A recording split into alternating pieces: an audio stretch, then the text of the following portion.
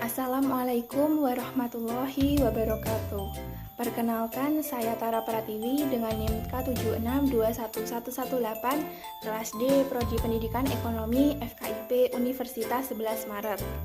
Di sini saya akan menyampaikan sedikit materi terkait dengan akuntansi pengantar. Teman-teman masih ingat tidak apa itu akun? Aku ingetin lagi ya, jadi akun itu adalah media atau tempat untuk mencatat transaksi keuangan perusahaan yang secara spesifiknya seperti aktiva, hutang, modal, pendapatan, dan juga beban. Akun sendiri dikelompokkan menjadi dua macam, yaitu akun real dan akun nominal. Yang menjadi fokus saya saat ini adalah terkait dengan akun nominal dalam perusahaan dagang.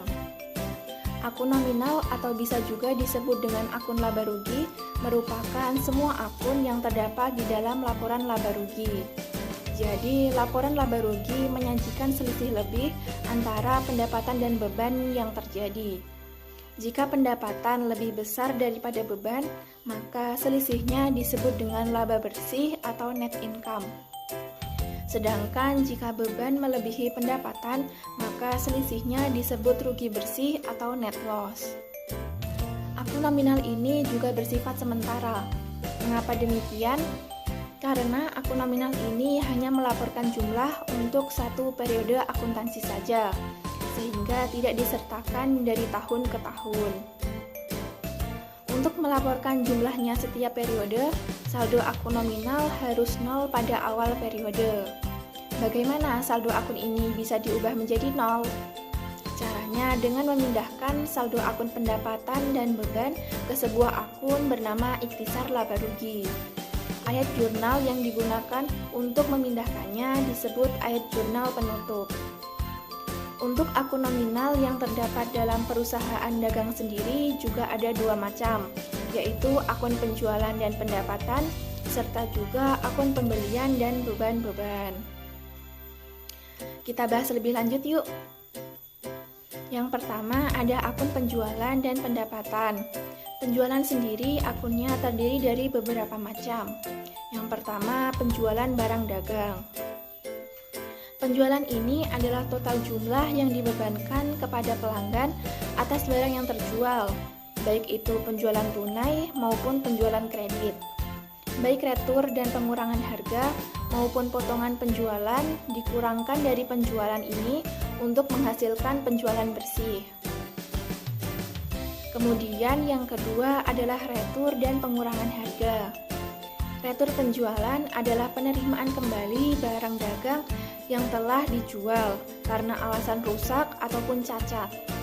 Namun terkadang penjual juga menawarkan potongan harga atau penggantian sejumlah uang sebagai kompensasi agar pembeli tidak jadi meretur barangnya.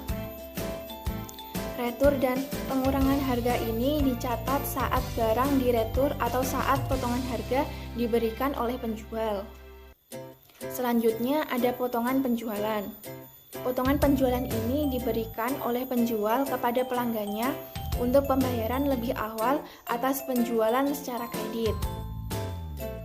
Misalnya saja, penjual menawarkan diskon sebesar 2% atas penjualan senilai 10 juta jika pelanggan membayar dalam waktu 10 hari.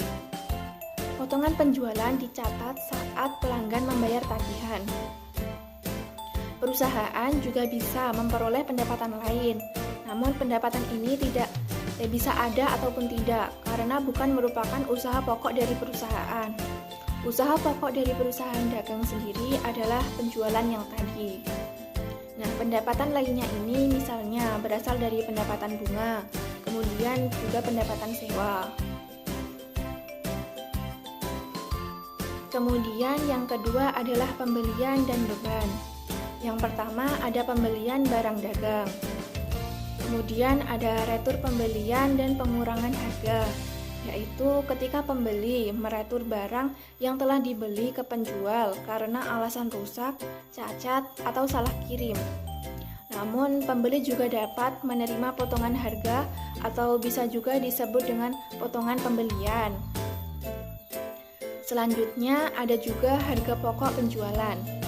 Harga pokok penjualan atau harga pokok barang yang terjual adalah biaya barang yang telah terjual kepada pelanggan. Untuk harga pokok penjualan ini dihitung dengan mengurangkan sisa barang pada akhir periode dari barang yang tersedia untuk dijual selama periode tersebut. Selanjutnya, kebanyakan perusahaan dagang juga menggolongkan beban operasional menjadi beban penjualan ataupun beban administrasi.